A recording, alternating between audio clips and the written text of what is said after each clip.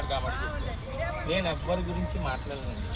కానీ అంటే ఆ వెంకటేశ్వర గారు కొంచెం తేడాగా ఉంటుంది కదా ఇప్పుడు కావండి.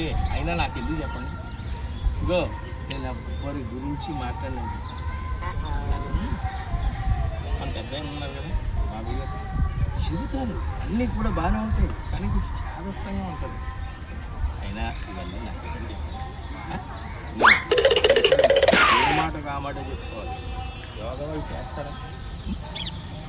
చేసింది బాగానే చేస్తారు. వాళ్ళ గురువు గారు ఉంటే, గురువు గారు లేకపోతే సీరియస్నెస్ ఉండదు కదా.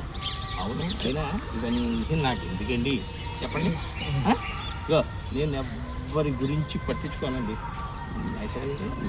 ఇప్పుడు ఈ ఆడాళ్ళు నడుస్తారు, నడవటం వరకు ఓకే, కానీ నడుస్తూ ఓ లోడా లోడా లోడా లోడా లోడా లోడా లోడా లోడా మాట్లాడేసుకుంటూ ఉంటారండి. అయినా ఇవన్నీ నాకు ఎందుకండి. ఏ మాటకు ఆ మాట చెప్పుకోవాలి ఐశ్వర్య గారు. ఇప్పుడు ఇగో నేను ఎవ్వరి గురించి మాట్లాడలేను, మీకు తెలుసు కదా.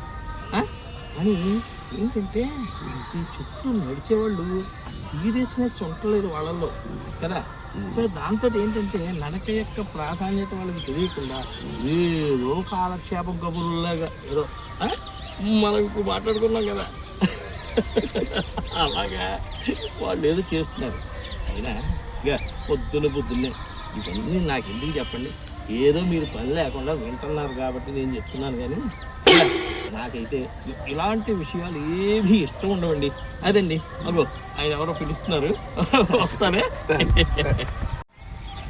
అన్నీ నాకెందుకులే అంటాడు, అన్నీ చెప్తాడు, నాకు అవసరం లేదంటాడు, కావాలంటాడు. ఏమిటో